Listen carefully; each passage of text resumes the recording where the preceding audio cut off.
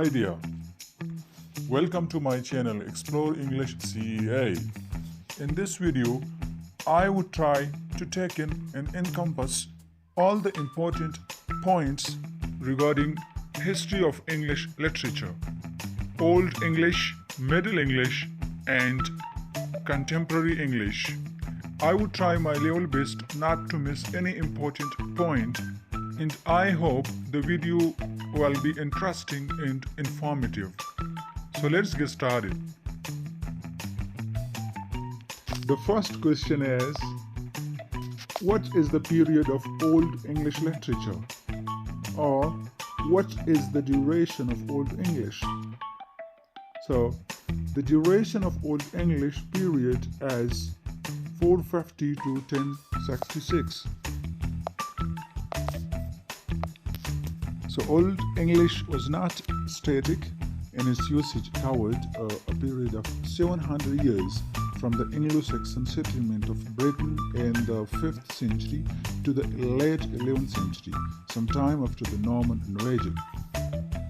Old English is actually the earliest form of the English language, which was spoken and written in Anglo-Saxon Britain from 450 CE until 1150. Thus, it continued to be used for some decades after the Norman conquest of 1066. The second important question can be framed like, what is the earliest literary work of Old English period?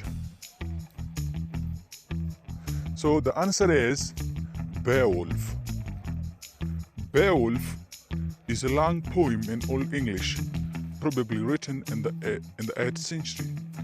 It tells how the hero Beowulf kills two monsters and finally dies, killing a third.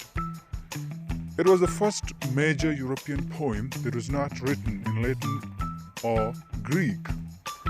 Beowulf consists of 3,182 alliterative lines. Alliterative means the use of the same letter or sound at the beginning of words that are close together, as in sing a song of Shakespeare.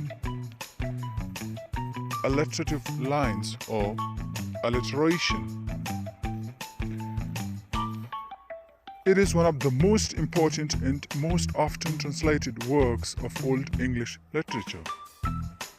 Its genre is epic poetry. The verse form of Beowulf is alliterative verse, and its first printed edition appeared in 1815, and its original language is Old English, and the date of its creation is disputed between 700 to 1000 AD. Beowulf is the longest epic poem in Old English, a heroic poem, the highest achievement of Old English literature, and the earliest European vernacular epic.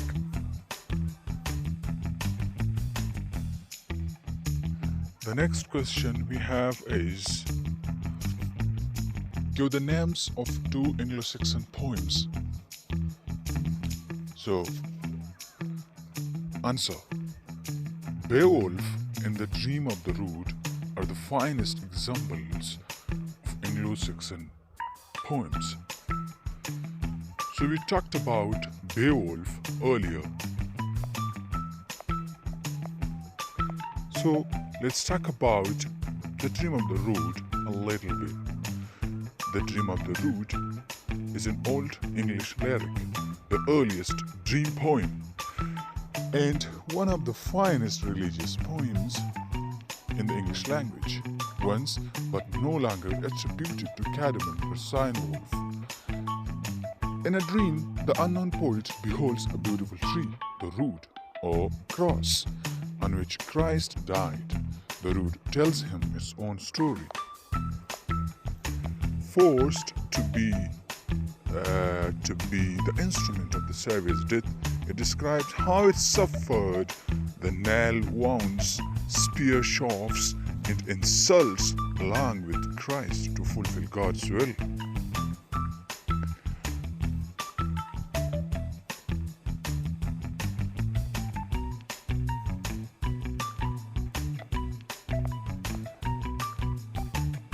A major theme in the dream of the rood as the representation of the crucifixion is a battle. Although heroic words and imagery were commonly used in Anglo-Saxon poetry, many scholars assert that the heroic treatment of the theme of the crucifixion is unique for Christian poetry, like the Dream of the Road. As I said earlier, the Dream of the Rood is one of the earliest Christian poems in the corpus of Old English literature. Is an example of the genre of dream poetry. Like most Old English poetry, it is written in alliterative verse, like Beowulf. Rood is from the Old English word rod, pole, or more specifically, crucifix. The next question is, when did the Middle Ages start and end? So, there is currently no true consensus among historians, authors, and educators for the precise dates, or even the journal dates that mark the beginning and end of the medieval era. The most common time frame is approximately from 500 to 1500 CE, that is Common Era, but you will often see different dates of significance marking the era's parameters. The next question is, why is it called the Middle Ages and the medieval history? It refers to those centuries between the ancient and modern age in the middle. The word medieval is Latin in origin and means pertaining to the Middle Ages. This, of course, is a radical simplification, but it's a decent starting point. So it is Middle Ages because it is between the ancient and modern age. The next question is, what was it like to live in the Middle Ages? The Middle Ages lasted for over 1,000 years, and during that time, Europe, Asia, and Africa encompassed hundreds of different cultures and societies. It would be ludicrous to think that 10th century Vikings conducted their lives in the same way that 15th century Venetians did.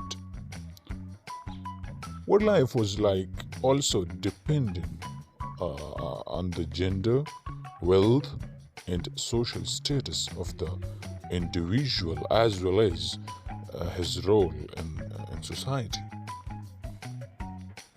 The majority of people living during the Middle Ages lived in the country and worked as farmers.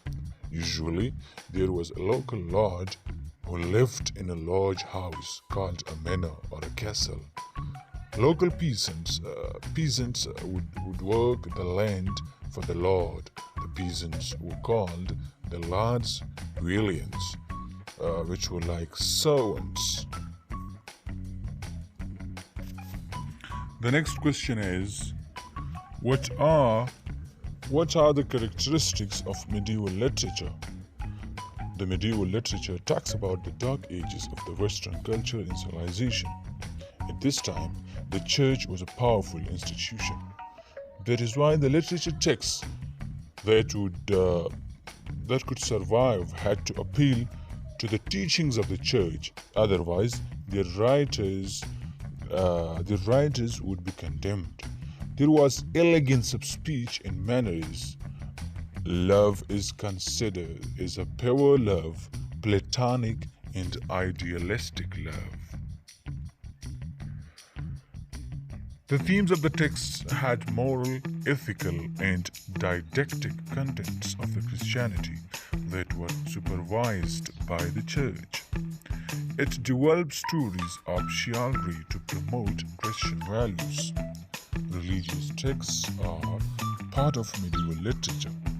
It developed lyrical and epic genres by strengthening the use of verse.